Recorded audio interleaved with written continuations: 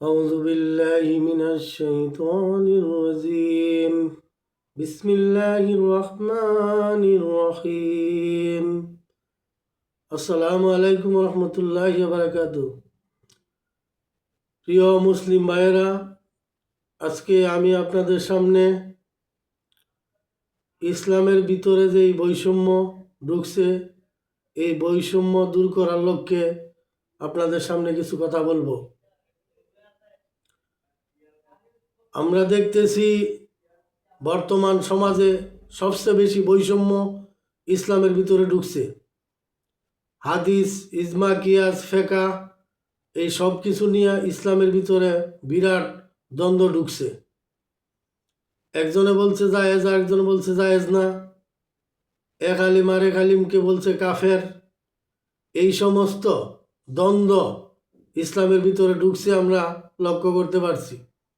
আর এই সমস্ত দ্বন্দ্ব ইসলামের ভিতরে হারাম, সম্পূর্ণ হারাম। আল্লাহ কুরআন পাকে বলছে যে তোমরা বিভিন্ন দলে বিভক্ত হইও না, ধর্ম নিয়ে বিভাজন সৃষ্টি করিও না। কিন্তু তারপরও বর্তমান আলিম সমাজেরা একজন আরেকজনকে ফতোয়া দিয়া মানুষকে পথভ্রষ্ট করতেছে। একজন এইভাবে ফতোয়া দিচ্ছে, আরেকজন অন্যভাবে ফতোয়া দিচ্ছে। এক আলিম বলছে জায়েজ, আরেক আলিম বলছে জায়েজ না। একজনে বলছে হারাম, আরেকজনে বলছে মাকরু। এই বিভিন্ন দ্বিধাদ্বন্দ্ব আমাদের ইসলামের ভিতরে ঢুকে গেছে।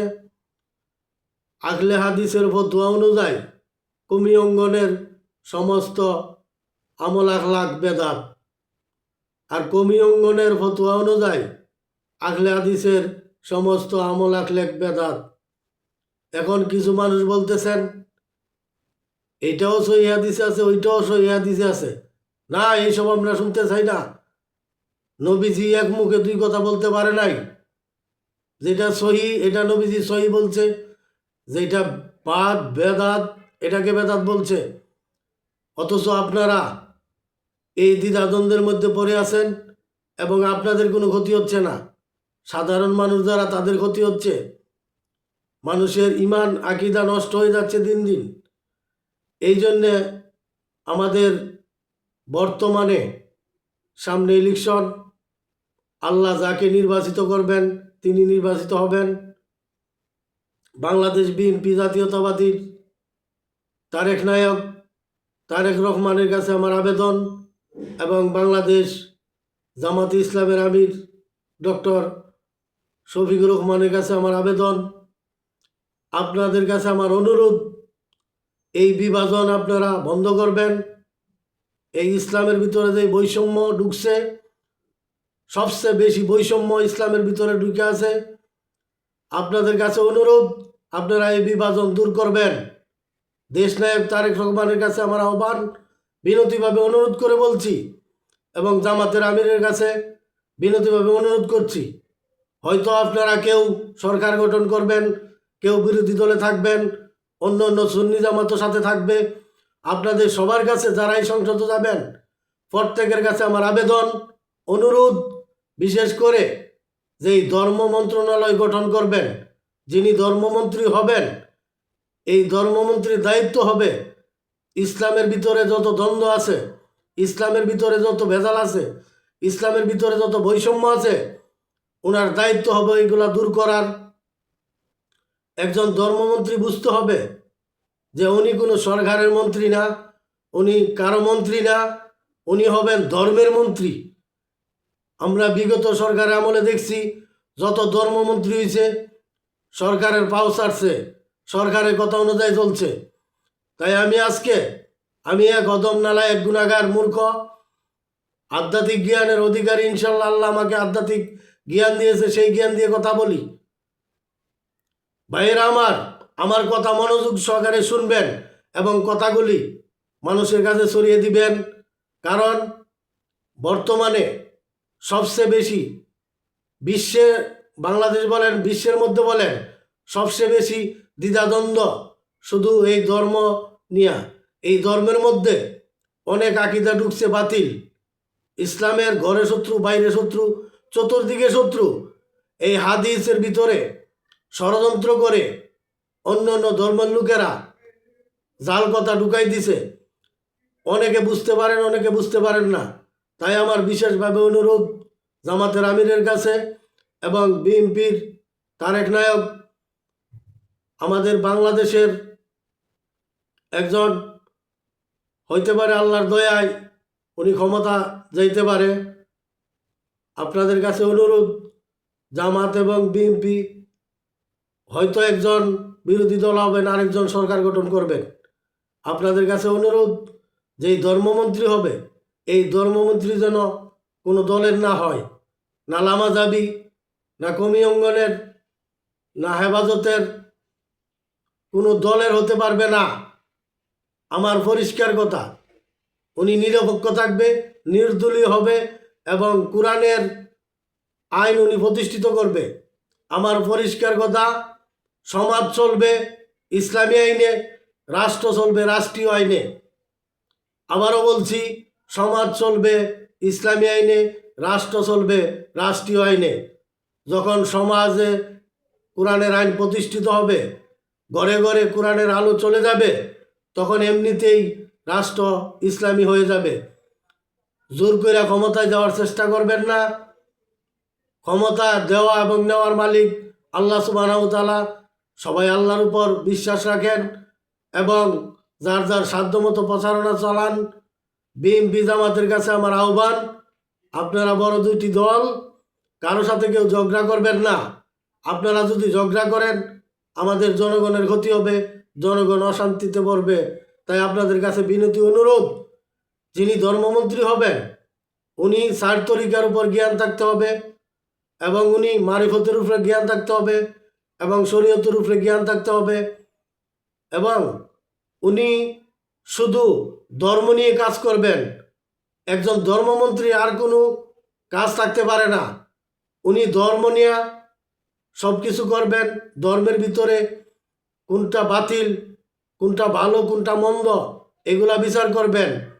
আমি আপনাদের কাছে বিনতি অনুরোধ জানাই, আমার কথা আপনারা সবাই সমর্থন করবেন। যত আলিম সমাজ আছে, আপনারা কি চান এইরকম দ্বিধাদ্বন্দ্বের মধ্যে আপনারা পড়ে থাকেন? আমি চাই একটা নীতি হোক বাংলাদেশে, এক নীতি ইসলাম চলবে। দুইটা দল হতে পারে ইসলামের ভিতরে, একটা হলো যারা আখলে বায়াতের অনুসারী, যারা পীর মুরিদে বিশ্বাসী, আরেকটা হলো আখলে সুন্নি জামাত, যারা নবীজি এবং সাহাবীদের আকীদা লালন করে তারা, এবং আরেকটা হলো পীর মুরিদি। এই দুইটা দল হতে পারে, এর বাইরে আর কোনো দল আমার মতে থাকতে পারে না। এই চার মাযহাব ছাড়া আর কোনো মাযহাব বাংলাদেশে হতে দেওয়া যাবে না। যদি দেন তাহলে আপনাদের কাছ থেকে ফিতনা কখনো যাবে না। এবং তরিকার ভিতরে চারটা তরিকা, সিস্তিয়া, কাদরিয়া, নকশবন্দিয়া, মুজাদ্দাদিয়া, এই চার তরিকার বাহিরে আর কোনো তরিকা হতে পারে না, আর কোনো তরিকার নাম হতে পারে না। এটা হবে বেদাত। আর চার মাযহাবের বাহিরে আর কোনো মাযহাব বাংলাদেশে থাকতে পারবে না। যদি থাকে তাহলে এটা হবে ফিতনা, এটা হবে বেদাত। তাই আমার অনুরোধ আপনাদের কাছে, আমার কথাগুলো আপনারা একটু বিবেক দিয়ে চিন্তা করবেন। তাই এই বাংলাদেশের দুইটা দল, বড় দল, আল্লাহ যার ভাগ্যে লাগছে তিনিই প্রধানমন্ত্রী হবেন। তবে আমার বিনতিভাবে অনুরোধ, আপনারা ধর্মমন্ত্রী নির্বাচিত করবেন, নিরপেক্ষ, নির্দলীয় এবং কোনো মতবাদের না। উনি শুধু কোরআনের আকীদা লালন করবে এবং কোরআন দিয়ে বাংলাদেশের মধ্যে ইসলাম প্রতিষ্ঠিত করবে। এই আহ্বান দুইটা দলের প্রতি আমার। যদি আমি অদমের কথাগুলো আপনারা বুঝতে পারেন, মনোযোগ দিয়ে শুনেন, অবশ্যই ইহকাল এবং পরকালের কল্যাণ হবে। আমার কোনো প্রয়োজন নাই এই সমস্ত কথা বলার। শুধু আমি ইমানের দাবিতে বলতেছি। আপনাদের কাছে আমার বিনতিভাবে অনুরোধ, এই যে জাল বলেন, জয়ীব বলেন, এই সমস্ত হাদিস, এই হাদিসগুলা সংস্কার করা দরকার এবং বিভিন্ন জাল তফসির আছে, এই তফসিরগুলা সংস্কার করা দরকার। সবচেয়ে বড় বৈষম্য আমাদের ক্ষতি করতেছে ইসলামের ভিতরে যে বৈষম্য। আর যদি কোনো দেশের আলিমুল আমার বিরুদ্ধে বৈষম্য ঢুকে এবং আলিমুল আমা যদি পথভ্রষ্ট হয়, এই জাতি তাড়াতাড়ি ধ্বংস হয়। তাই আমার অনুরোধ, আর যেই সমস্ত আলেম ভাইরা আছেন, বড় বড় মুফতি মুফাদ্দেস শায়েখ আছেন, আপনাদের কাছে বিভিন্ন বিনতি অনুরোধ, আপনারা অহংকারী হবেন না। আমি লক্ষ্য করে দেখছি অনেক বক্তা, অনেক বড় বড় শায়েখ, আপনারা অহংকারী হয়ে গেছেন, কিন্তু আপনারা ভুলে গেছেন আল্লাহর কমেন্ট, আমার রাসূলের কমেন্ট, অহংকারী কখনো জান্নাতে যাবে না, অহংকারীরা চিরস্থায়ী জাহান্নামে থাকবে। তাই আপনাদের কাছে অনুরোধ, আপনারা অহংকার ত্যাগ করেন। অহংকারী কখনো মুমিন হতে পারে না, অহংকারী কোনো বিশ্বাস হইতে পারে না, অহংকারী কোনো আলেম হইতে পারে না, অহংকারী কোনো শায়েখ হতে পারে না। তাই আপনাদের কাছে আমার অনুরোধ, প্রিয় ভাইয়েরা আমার, আমরা মুসলিম জাতি, আমাদের আল্লাহ একজন, কোরআন একটাই, রাসূল একজন।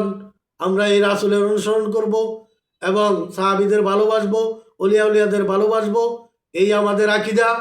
আমাদের বিনতিভাবে অনুরোধ, জনাব তারেক রহমান এবং জামাত ইসলামের আমির ডক্টর শফিকুর রহমান, আবারও অনুরোধ করে বলছি, আপনারা একজন দক্ষ এবং জ্ঞানী এবং মারিফতের জ্ঞান থাকতে হবে, শরীয়তের জ্ঞান থাকতে হবে, এমন একজন আলিমকে ধর্মমন্ত্রীর দায়িত্ব দিবেন এবং ওই আলিমের উপরে সরকারি কোনো প্রভাব খাটাইতে পারবেন না, আর আলিমও সরকারের উপরে কোনো প্রভাব খাটাবে না। সুতরাং আমার সুন্দর সঠিক ফয়সালা, সমাজ চলবে কোরআনের আইনে আর রাষ্ট্র চলবে রাষ্ট্রীয় আইনে। আমার এই মতের সাথে আপনারা যদি একমত হন, ইনশাল্লাহ আমাদের এই বাংলাদেশের ভিতরে কোনো দ্বিধাদ্বন্দ্ব থাকবে না। সমাজ যখন সঠিক পথে চলবে, রাষ্ট্র সঠিক হয়ে যাবে, এই আমার আশা।